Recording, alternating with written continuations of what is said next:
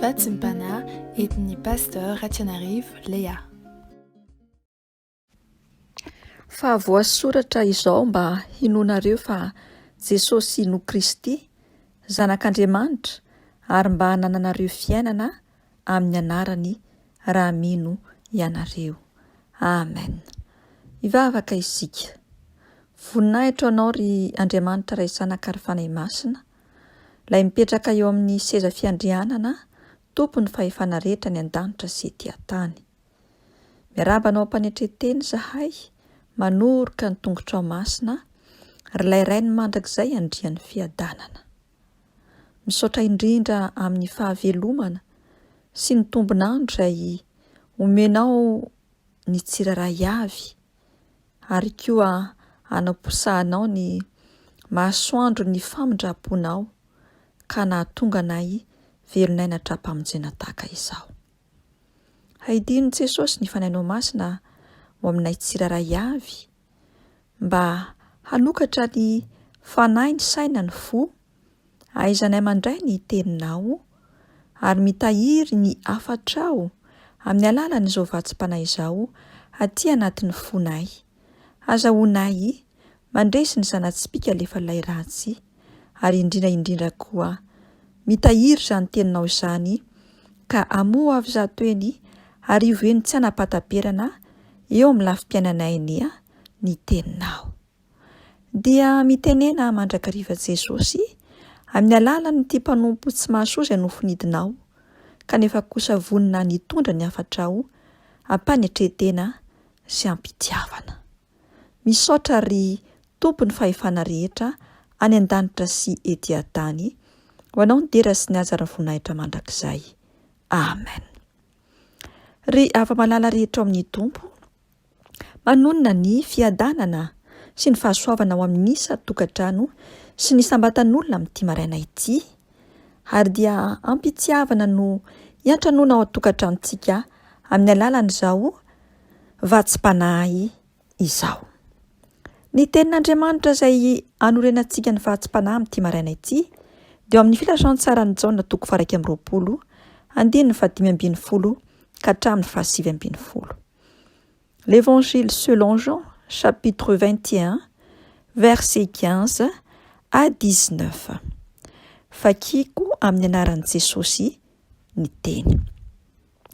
Ary rehefa nisakafo izy dia hoy Jesosy tamin'ny Simona Petera: Simona zanak'i Jaona, moa ny fitiavanao ahy mihoatra noho ny fitiavan'ireto? Hoy izy taminy: Eny Tompoko, ianao mahalala fa tianao aho. Dia hoy izy taminy: Fahano ara ny ondrikeliko.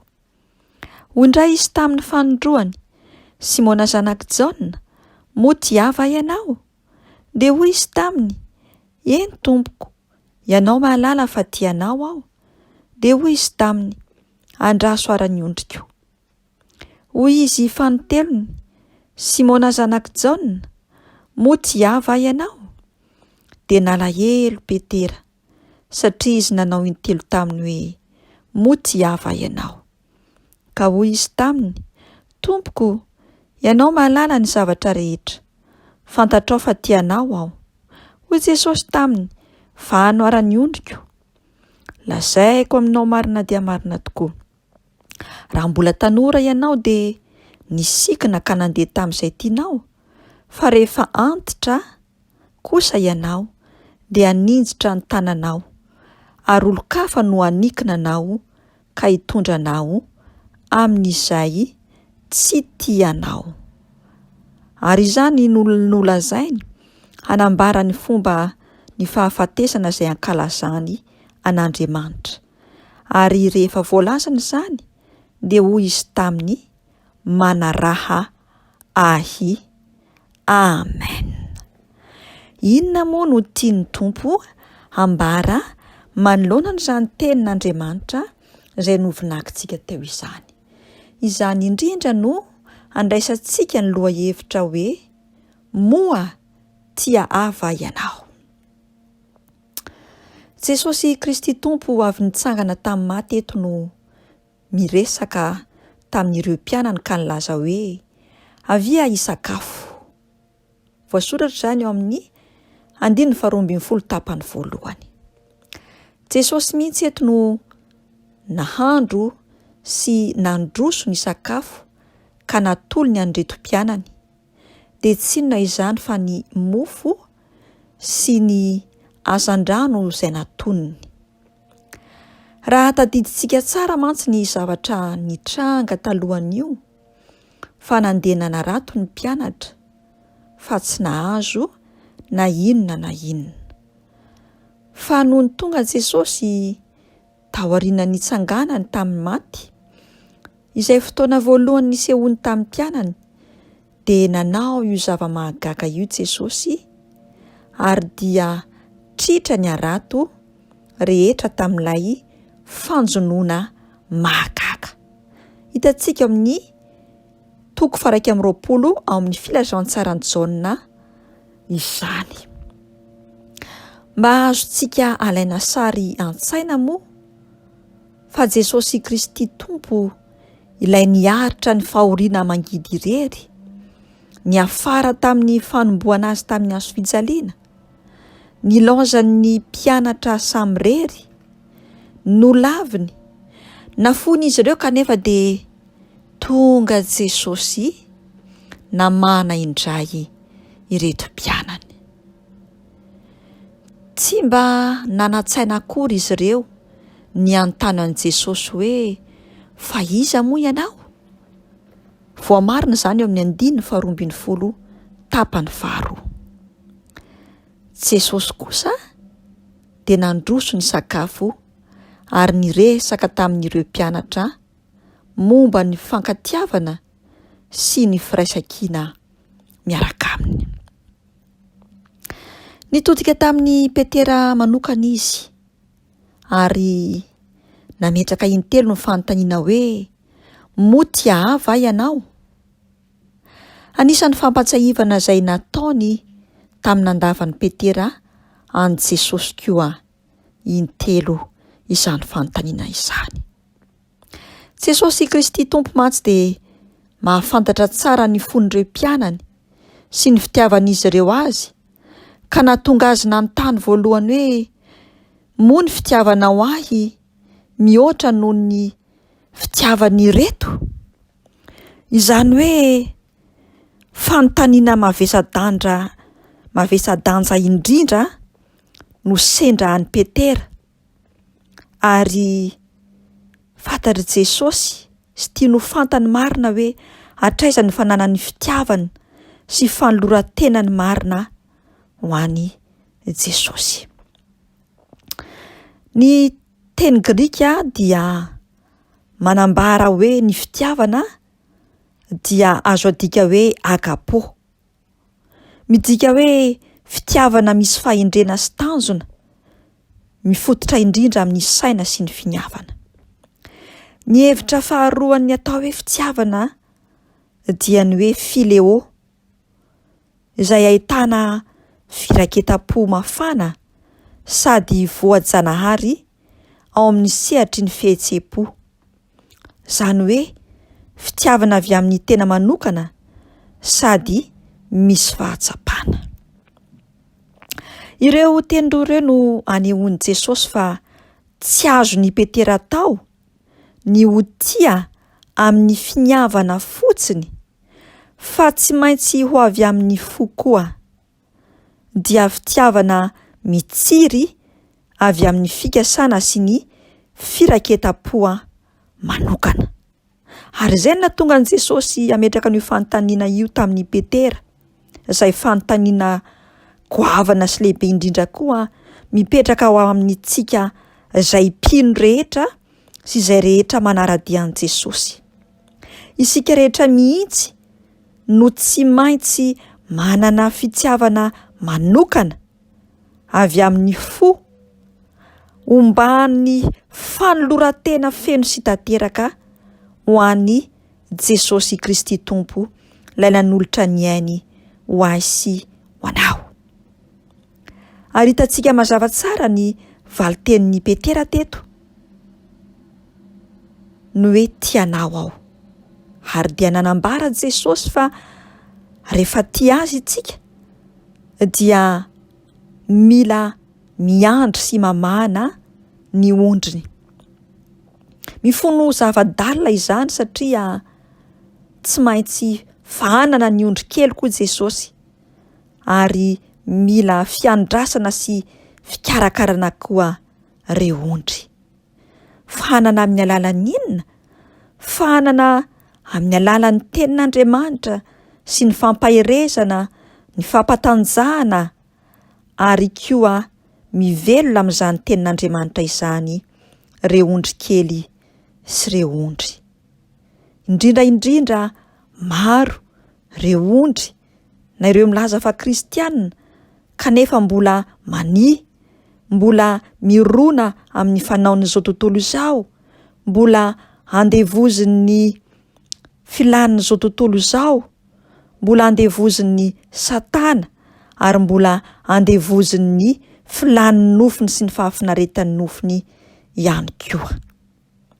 Tsarovy ry avako malala amin'ny Tompo fa ny fitiavana no hitan'i Jesosy Kristy Tompo fa fepetra fototra azahoana manatanteraka sy manatontosa ny asan'Andriamanitra. Misy ihany ankoatran'io fepetra hafa fa ny tena zava-dehibe dia tsy azo avela ny fitiavana any Jesosy Kristy Tompo voalohany indrindra, satria izay fitiavana azy izay no mahatonga antsika hiandry ny ondry, mahatonga antsika hikarakara koa ny hafa. Tonga amintsika koa anio ary izany fanontaniana izany hoe moa tiava ianao hoy Jesosy Kristy Tompo avy any Nazareta.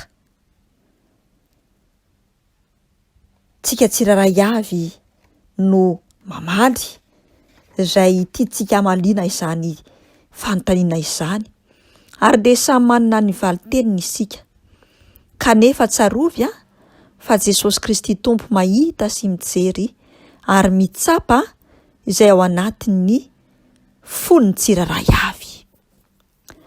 Andeha ary isika tsiraray avy angataka ny fanahy masina ka hiteny hoe mampianara anay Jesosy Kristy Tompo ity anao amin'ny fitiavana marina, tsy ampiatsaram-belatsia na filana tambiny, ka ahafahanay manaraka ny dianao, ka ilazanay fa tianay ianao, ary ianao hiteny aminay hoe fahano ara ny ondry keliko, andraso ara ny ondriko, fahano ary ny ondriko.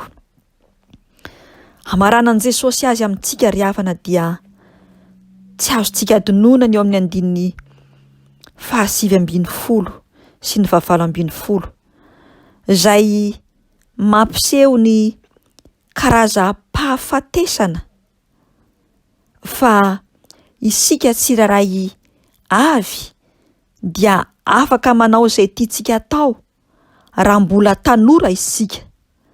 Kanefa tsarovy ry havako fa rehefa tsy hanatanteraka ny sitrapon'Andriamanitra isika diny mbola kely ary amin'izao fahatanorana izao, indrindra koa eo amin'ny faharetana tsy azo tsinitsiniavina, dia rehefa tonga ny fotoanan'ny fahanterana tanteraka dia ny olona izay tsy tiantsika no andeha hanikina sy haninjitra ny tanany amintsika amin'ny androny fahafatesana.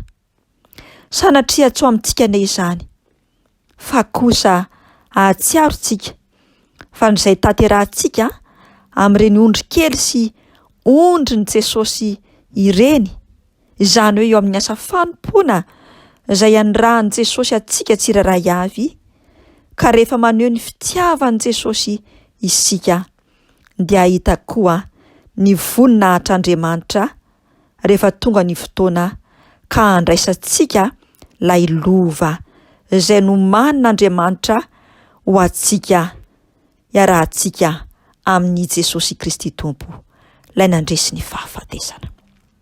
Ho azy ny voninahitra isika kosa hiandry hamahana ny ondry kely sy ny ondrin'i Jesosy. Vavaka isika.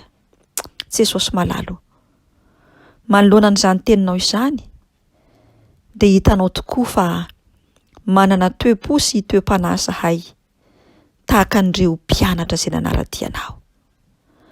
Ary misy aminay Jesosy mitondra tena koa tahaka ny Petera, ka mahatonga anao mametra-panontaniana aminay hoe moa tiava ianao.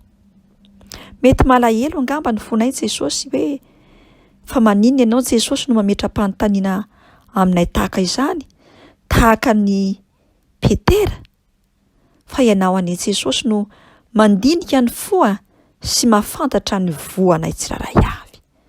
Ary tsy azo vazivaziana ianao, fa mahita ny ao anatinay amin'ny atsipiriany indrindra.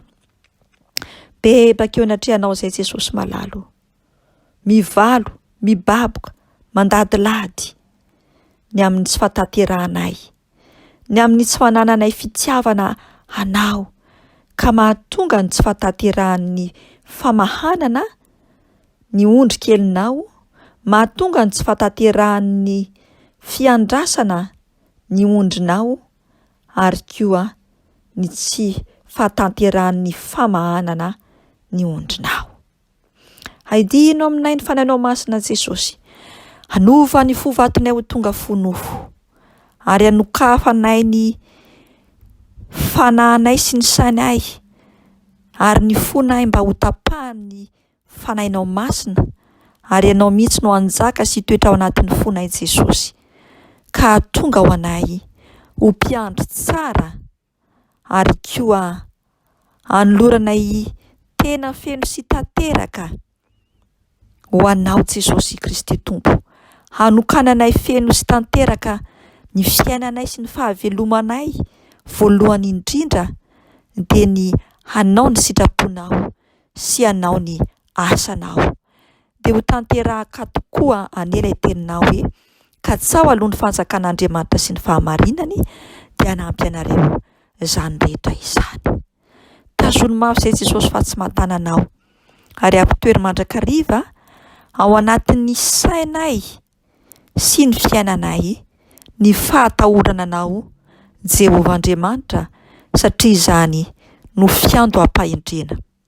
Ary indrindra Jesosy andeha amin'ny fanetretena sy ny fitiavana izay, ka antanteraka ny teninao manao hoe anaka atolory ahy ny fonao, izao no lalana sy fahamarinana ary fiainana.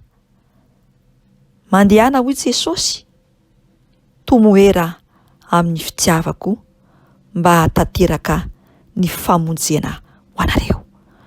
Ho anao kosa ry Andriamanitra, raim-pary izao tontolo izao ny dera sy ny haja ny voninahitra mandrakizay. Ho anao Jesosy Kristy Tompo, ny fankatelemana sy ny fankasitrana amin'ny fisaorana, ary ho anao fanahy masina ny dera sy ny haja ny voninahitra mandrakizay.